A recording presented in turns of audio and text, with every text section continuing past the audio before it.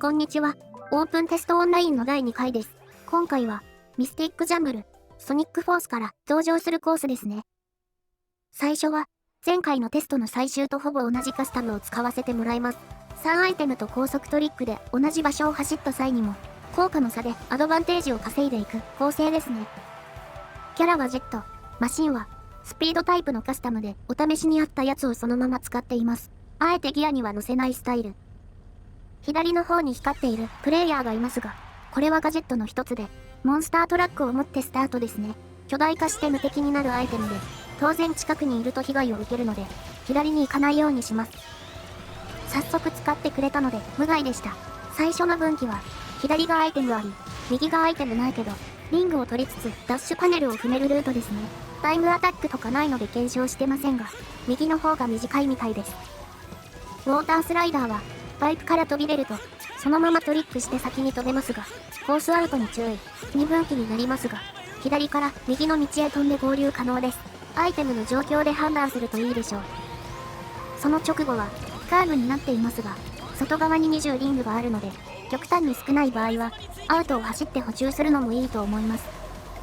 また、殺すかですが、前回は、ボートの方に行ったので、今回は、飛行機の方にしますね。せっかく超高速トリックつけてるのに、段差で浮いた時にトリック忘れてます。もったいない。これくらいかな。あ、外れたので、急いでマグネットも投げます。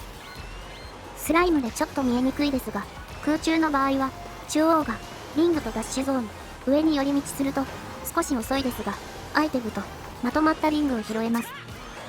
スライムで全体が落とした影響か、妨害もなかなか来ないので、今のうちにさらにリードしてしまいましょう。盾を引きましたね。これでキングブーブーも安心です。一応カッターとかに使わされるかもしれないので、残り2スロットにもガード系を引き込んでおきたいところ。右に行ってみましょう。3周目ですが、この坂道の終わりか、ウォータースライダーの途中のどれかのリングが100になっています。珍しく固定配置ではなく、ランダム性のある100なので、逆転狙いで拾いたいときは注意。キングブーブーもやり過ごして、最後のカーブですが、森の主様が動き出します。定期的に、頭でダッシュパネルを塞ぎますが、左側に体が伸びていて、これがショートカットに、かなり難しいですが決まると早いです。ドリルや、レーザーを持っている場合は、こっちに乗った瞬間使うと、かなり短縮してくれるので、ぜひ狙いましょう。圧倒的な差で1位です。アイテム運が良かったのと、最後の高難易度ショートカットが決まったのが大きいでしょうね。結構難しいコースなのですが、ショートカット全部通るプレイができて良かったです。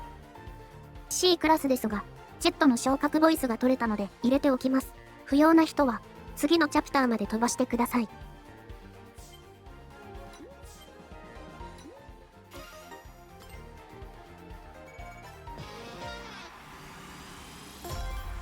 どんどん上を目指せ。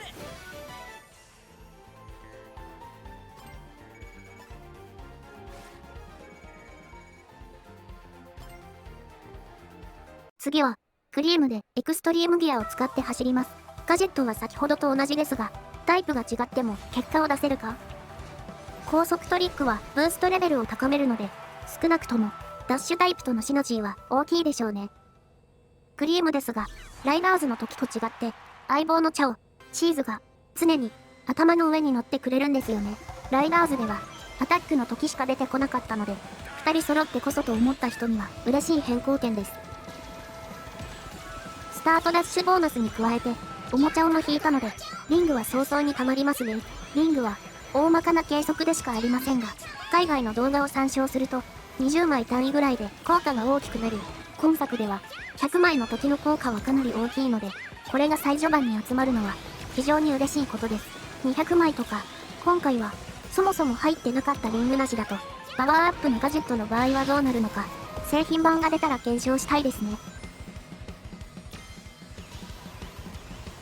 アポトスに来ましたが、これはクロスワールドではありません。前回のテストではなかった要素なのですが、2周目のコースは完全ランダムです。これのせいもあってか、カスタムと相性が悪いコースが選ばれても、2周目で差を詰めたりできるので、なかなか面白いシステムですね。アポトス自体の解説は、また別の機会にします。製品版ではどうなるかわかりませんが、今回のテストで確認できる限りでは、2周目に通常コースが選ばれた場合は、1周目と同じ状態になるみたいです。ここで、さらに、3周目とかの要素が入ってくると、ルートの選択肢とかが変わってきて面白そうなんですが、果たしてそれは実現するのか、今から楽しみですね。アイテム3枠の強さ自体についての話なのですが、やっぱり引ける、所有できる数が多いのは単純に強いですね。特に、今作では、カッターとかで、アイテムボックスが突然出ることがあるので、そのチャンスも使って引き直せるのは、非常に強力。それだけじゃなくて、アイテムのルールにも恵まれており、今作は、マリオカートや過去のソニックレースシリーズであったアイテムを一定時間装備して使うものが防御か無敵系以外に存在しません。つまり、いらないアイテムは即座に捨てることが可能ということ。これがあるおかげで、思った以上にアイテム回しが進みます。引き直しをしやすい状況ができるのも、さらに価値を上げていますね。うっかり落ちたところに、キングブーズン、見てわかるのですが、普通に、復帰後、無敵時間がほぼありません。その上、速度が0から始まります。リングこそ減らないものの、過去作やマリオカートでは、よく見る攻撃アイテムが来たら落下しろは、通用しないという一例を見せられたので、このレースを入れました。3位でしたが、まあミスが原因ですね。落下なかったら、ギリギリ逃げ切れたかも。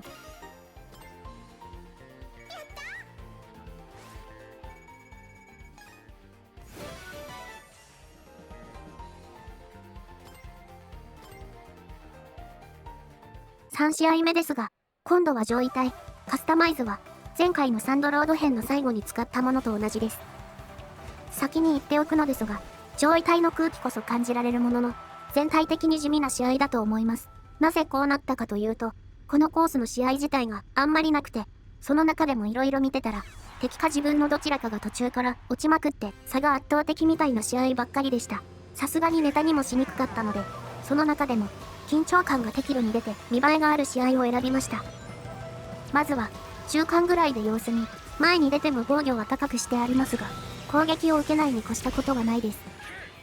カッターは速攻投げます。最初に出ても、そんなにアイテム温存する人もいないだろうし、交換に使うには期待できないので、使い道に困りますよね。ブースト1個では、そんなに上がれません。ゴール前のダートをカットして、少しショートカットできますね。こうやって、少しずつ距離を詰めていきましょう。